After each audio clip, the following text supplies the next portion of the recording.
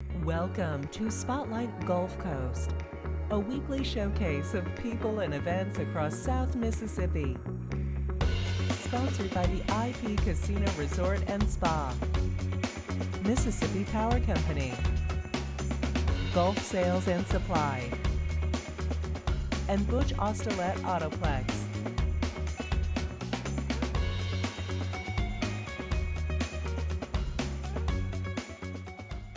Hi everyone, this is Todd Trenchard, Executive Director of the Baco Foundation of South Mississippi, welcoming you to another segment of Spotlight Gulf Coast right here on WXXV. Each week we're coming into your living room talking about what's going on all across South Mississippi, and we want to thank our sponsors for this generous opportunity. Today we've got with us Mr. Brandon Elliott, the owner of Elliott Homes, Brandon, I just formally got to meet you about 2 weeks ago with Butch, and I had always sort of wondered a little bit about you because you always make a presence when you come into the room. You've got that look, you've got that, confidence, and nothing has certainly changed that mindset when I got to meet you and learned a little bit more about you. So thank you for coming on the show. Yeah, really happy to be here. Thank you for having me. Brandon, your name obviously is becoming synonymous with homes here on the coast. I'm from, worked in Pascagoula. I've worked over here. I see you involved in homes just all over the coast. I've seen your name at awards, for the One Coast. Been a part of that for many years. And in a relatively short period of time, you've made a tremendous impact here on our coast. And that's what I want to get to. What brought you here? Tell us a little bit about your upbringing, because it is a little bit unique. Yeah, when you say short period of time, I think of that Steve Jobs quote when he says, isn't it funny how every overnight success took 30 years, right? That's it. Ours hasn't been that long, but it's definitely been a while. So we've been very lucky and very fortunate. I've got amazing people, and there's a lot of leadership on the coast that have really helped me along. Mm-hmm. So luckily our team kind of takes this approach of, we learn every second of every day and don't stop improving no matter what. And so because of that, we've gotten to grow. But what brought me down here was actually hockey. I grew up in Toronto. I played hockey my whole life, and Right. I was signed with Tampa Bay Lightning, and their farm team was the Mississippi Seawolves, which is in BILOXI. Mm-hmm. So we moved down here in that, and I loved it. Hockey got me here, and honestly, opportunity kept me here. So it's an incredible place. There is so much potential, and it is just so incredibly exciting. And from the minute I moved here, it was in 2008 or 2009, right around that time, I was just floored, by what's here and how people have no idea. And I said at that time the same thing that every single person that I bring down here says, I cannot believe what exists here in the Mississippi coast. It's amazing. Mm-hmm. You said a couple things very, very important in there. Nobody gets to where they're at without someone believing in them, without somebody sort of being their champion. I was told that many years ago. What you need, Todd, is a champion, and I'm going to be your champion. I remember that specific quote from Robbie Maxwell, who was the mayor of Pascagoula. He became my champion, and that was the lift that I needed to get that platform. That you can look back at your life and your career, you've had those same people. Yeah, it's amazing. From hockey all the way up, you learn work ethic and discipline and drive. And I had one really specific experience for me. My whole life I wanted to be a professional hockey player, and it was a dream, right? Mm-hmm. Childhood dream, shooting pucks. But then I got to be a teenager, and like most things in life, we kind of take the easy road. Instead of really bearing down and being accountable and taking that risk, we kind of say, I don't really want that anymore. I'm going to take this road. And that's kind of what I did. And I was going to college to be a police officer. Drinking age in Canada is 19, in Ontario is 19. When I was 17, I was hanging out with older guys that I was playing hockey with, and we had a few drinks, whatever. I was underage, but we did. Well, I drove. I wasn't drunk, but my limit was 0. And so I got a DUI, and it was as a 17-year-old, and I spent 3 days just really reflecting. Mm-hmm. I had this dream always that I wanted to do, and I just kind of, let it go over the last 3 or 4 years, and I was way behind. The Mississauga Ice Dogs, which is an OHL team, had drafted me, and I just really didn't care too much to go and be serious about it. So 2 weeks before college, I was going to be to college. I phoned this team that had drafted me when I was 15, and I said, hey, I made a mistake. I want to come back. And the coach said no. He kind of laughed at me. Right. And because I had sort of shunned them, I guess, and so I asked him, I said, no, really, I want to come play. And he said, okay, well, I'll tell you what, come out for practice. So I went out for practice, and he didn't put me on the ice. He sat me on the bench, and I sat on the bench for an hour and a half, freezing. When you're sitting at the ice level and you don't play, really, it's freezing. Uh-huh. So at the end of practice, he takes a big milk crate of pucks and dumps them on the side of the net. And there was probably 100 pucks in the milk crate. And he goes over 30 feet from the boards, and he takes this little piece of black tape, and he puts it on the boards about 6 inches above the ice. And he said, when you can come and take each puck and skate around the net and shoot it and hit that tape, you can play. And I mean, it was impossible. Right. But I was like, okay, he's trying to make a point, right? So I started doing it. I probably hit it 30% of the time, which I was pretty excited about. And so hit the tape, and I went and I said, okay, 30% was pretty good. Right. And he said, no, keep going. And this went on again and again, sitting on the bench waiting for months. And it was embarrassing. It was really embarrassing. So one day we go to an away game. It was in Oshawa. And we're leaving, and I wasn't playing yet. And the game's over. All the people are leaving the bleachers. There was 13,000 people in the stadium. And he goes, hey, Elliott, go get your gear on and get out on the ice. And I'm like, at an away rink? The Zamboni's coming out. He stops the Zamboni. And he just does the same thing. And he goes, hit it. And after that, I was watching people in the stands kind of laughing, like, what is this guy doing? And I was really embarrassed by it. And I was going to quit. And I went home that night, and I remembered I already had quit 5 years ago, just to take the easy road, to not have to be accountable, to not really take the risk of chasing my dream, that childhood dream. And so I decided, okay, I'm not going to. And I changed my mindset at that moment. Right. From this is impossible to, if I can do it 10 times out of 100, I can do it 100 times out of 100. And within a few weeks, I did it. Right. So I played, and that year I got drafted to the NHL. Wow. The interesting thing, and I hated my coach, and the interesting thing was when I asked the scouts after the draft, why did you draft me? They said, there's only one guy we've ever seen that can get the puck out of the zone like you. And I learned the most important thing in life and in business that I adhere to today, which is the word consistency. Right. And the more consistent we are to the most important things, the more successful we will be. Well, you've laid a great foundation for this rest of this show, because I know Amanda's going to come on next, and she runs ultra marathons that are 100 miles, and wow, I've heard the same sort of story. Anybody that does these type of feats has to change their mindset. So that's a great sort of foundation for that. We're going to take a short commercial break. We're going to come back. Amanda Ray is going to join us. We're here with Brandon Elliott, so don't touch that remote.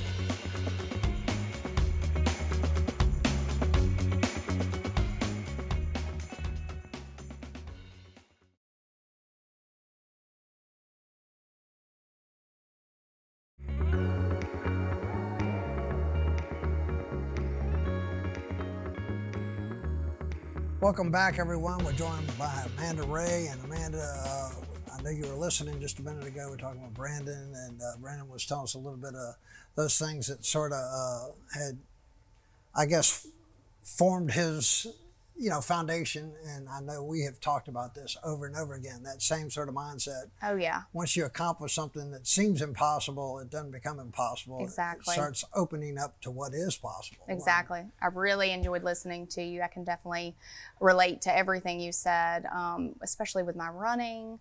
I put those principles into place, and I'm a big believer in everything you just said. So I really enjoyed listening about your hockey career and everything you were saying. We're very lucky to have you on the Gulf Coast. So yeah, thank you. And I mean, when you're running 50 miles, 50 kilometers? 50K. I've done 50 milers, but this past weekend was a 50K. That's amazing. So, but I definitely, I feel that same way. Consistency is key. I remember the first day that I ran one single mile, and I called my dad, and I was so proud of myself. And then literally a year later, I was running marathons and then ultra marathons. And now today I've ran over 40 ultra marathons and beyond. So That is can a do- mental mountain. I could It's- not imagine. It doing definitely that. is. It definitely is. Congratulations. Well, That's thank incredible. you. I appreciate Amazing. it. Now, Brandon, you came down, you're playing hockey here on the coast, and at some point, I think I read that you just decided you were going to move in a different direction. Saw an opportunity, maybe, or Yeah. always wanted to chase that dream, or Yeah, so I was investing in real estate, single-family rental homes, and they had that small rental assistance program, and I looked into that when I was here playing hockey, and I had an opportunity to get into the industry, and really I took it. And I'm not even kidding you. I literally decided in one day when I was 23, I'm going to retire. I walked into my coach's office the morning of, it was a pregame skate for a night game we had that night in Pensacola. And I said, hey, Walbs was his name. I said, hey, Walbs, I'm gonna retire. And he kind of laughed. He said, oh yeah, when do you plan to do that? And I said, right now. yeah, And he laughed more. He said, no, you're not. And I said, why is that? He said, because you're signed with Tampa Bay Lightning and you don't get to make that decision, they do. And I said to him, well, I'm not gonna be on the bus tonight. So he phoned Tampa and said what I told him, and they phoned me. They said, you better be on the bus tonight. And I said, I'm not going to be on the bus tonight. So I didn't get on the bus, and I retired and started in the industry. And they sued me. yeah. The NHLPA sued me for breach of contract, but it didn't go very far. And Right. that was the beginning of my Elliott Homes journey. And now you can So- look back and what obviously the right choice. You've obviously been very successful in making it not only a name brand, but you've been recognized for it. I mean, it's an energy. It's a sort of a mindset. I mean, you're everywhere. I mean, I live on 2nd Street. You got development there. I go to Pascagoula, M&M Bank, and you're right up there on the riverfront. And you have them all over. To see that growth, like you said, a lot of times we see the end result and think that it was just luck that got there. No, it was a lot of hard work and a lot of, like you said, consistency that got you there. I thought it was amazing how quickly you grew as well. You went from, in your bio, 1 employee to a couple years later, to where you are today. So tell us a little bit about that growth throughout the years and all the developments that you've created along the coast. We've made a lot of mistakes, and luckily, like I said earlier, the people here, the leadership here, the counties, they come back to us instead of saying, that's wrong. They say, how can we help you improve? They're amazing. Right. The mayors, just anybody we work with, our trades, if there's a problem that they don't see, they come in and they as a team and say, how can we help you be better so that we can be better as a team? But I'll tell you, when we first started, it was very different. My wife and I were installing floors and Wow. painting houses and putting in sod and landscaping. And this was in 2011, 2012. And I remember we were building a house in Hickory Hills, and we had a closing in 2 days, and we were installing laminate floor. My wife, Adrian, was literally cutting with my miter saw in the garage. Oh my goodness. And I'm yelling from inside the house, like 38 1/8 to the short, and she's cutting it, And so anyhow, we're driving home that night, like 2 o'clock in the morning. And my wife looks over and she says, Brandon, I think the decision you made to retire from hockey was probably the right one, but I never, ever want to install floors again for the rest of my life.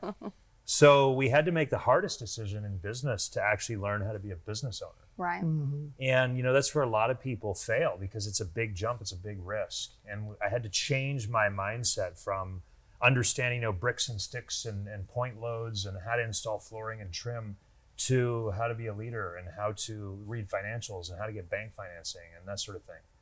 And luckily, we've had some incredible leadership. We've had some really good employees that have helped us grow. And the greatest part about it is seeing them grow. Like, some of them have really achieved their dreams in life because they get to be a part of mine. And so that's just amazing. It's really, really exciting. It's wonderful. I think that I think there was something you said the other day while we were eating. I asked you how many homes you build, and you were quick to say, "I build communities, not build homes." I mean, you build communities. And that stuck with me, because that is what it's all about. I mean, you build in a home, and eventually it becomes a community. But you're building a community, and what you've done so well that I always like to talk about is you've used that success to help build that community even more. And, if you just take and you receive and you never give it back, well, sometimes that seems to always fall down. But the ones that stay on top are the ones that make an investment in the place that is, been of such a benefit to them. I want to talk about St. Jude. I know we're going to have to go to a commercial break, but I want to start on that. That is certainly one of the ones that you give back in a major way. That's right. Yeah. So one of our big things for Elliott Homes is we try to look at the future, longer term. And childhood development is a very big one. So we try to look at things on how to raise our future generations. And a child ages 1 to 6, they're building that mental foundation, that brain pathway, if you will. And so we really focus on those and put our efforts fully toward that. So almost saying exactly what we do. Exactly. It's Yes. a thought that I had 20 years ago, to build something that could give back to youth and education. And here we are sitting on a sofa talking to each other, 20 years later, and I'm like a mini-me. But That's right. I know this year you're going to grace us and be a part of our fashion show. You look like a model. I mean, Well, I thank you. can I don't just know say about every that, time I've but- seen you and your wife, I'm like, they got to be models, She does. I definitely married up, so I'm happy about that. We're going to take a short commercial break. Don't touch that remote. We're here talking with Brandon Elliott. We'll be right back.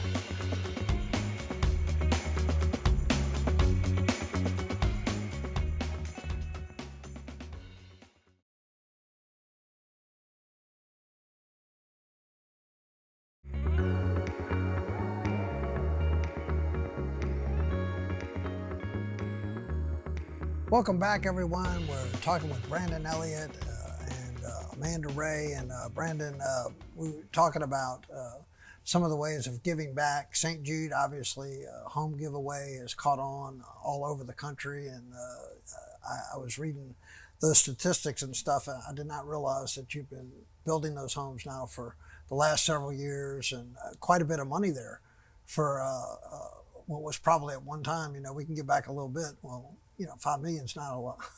Yeah. Yeah, we've raised over the course of our dream home journey just over $5 million. Unbelievable. And Yeah.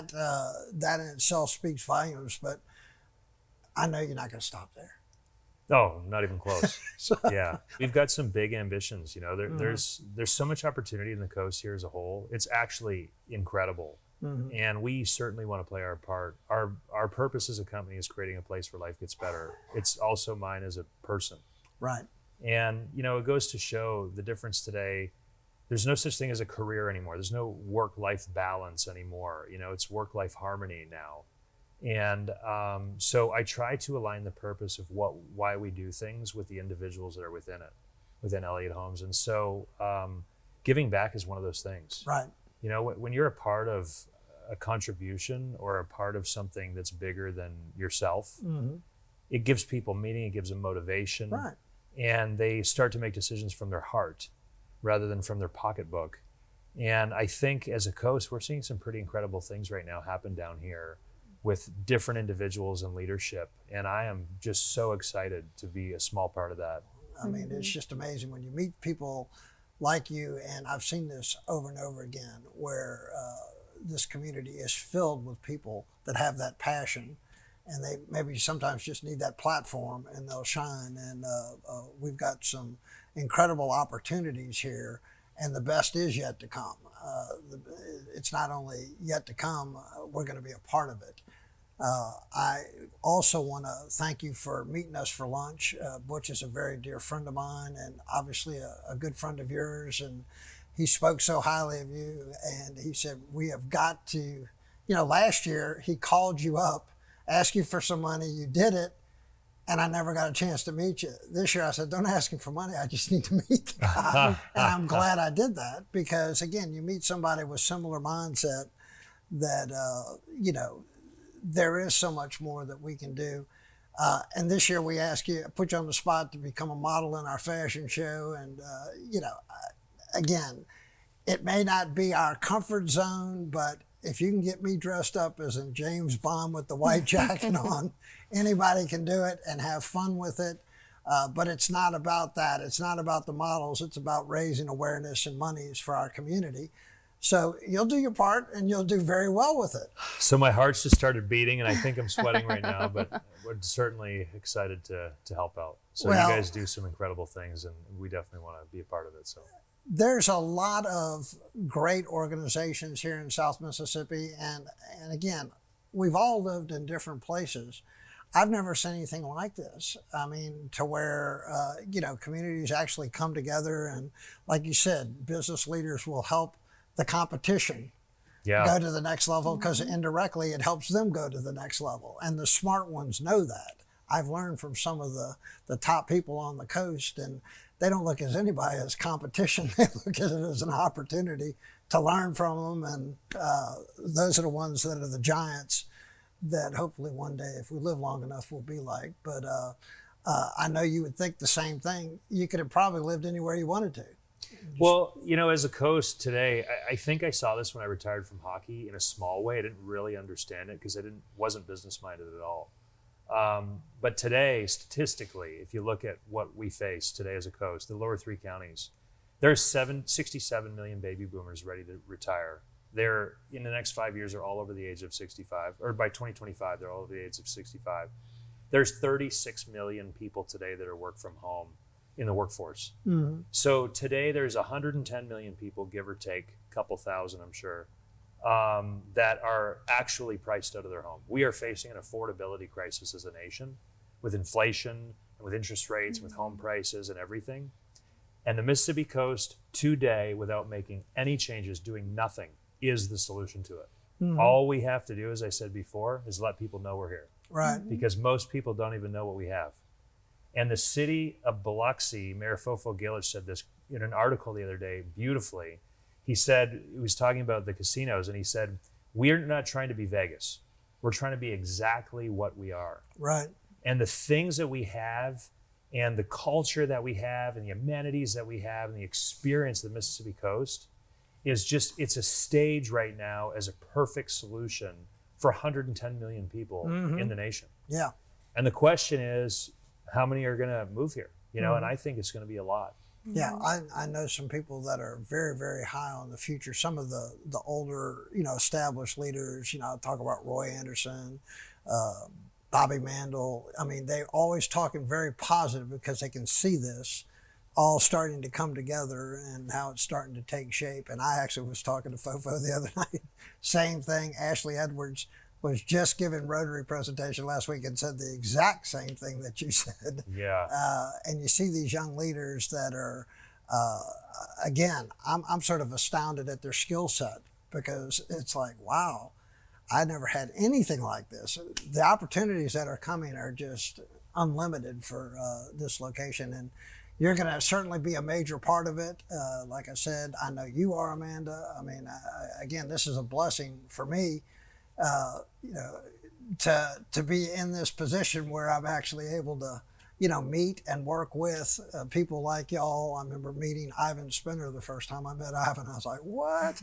I mean, come on, yeah. Let's bring all this together and make some gumbo, and like they said, Exactly. Mix it all together. Again, I appreciate you coming on. Let's talk. We've got 30 seconds. That's a hockey puck. I did not know that it was made of rubber.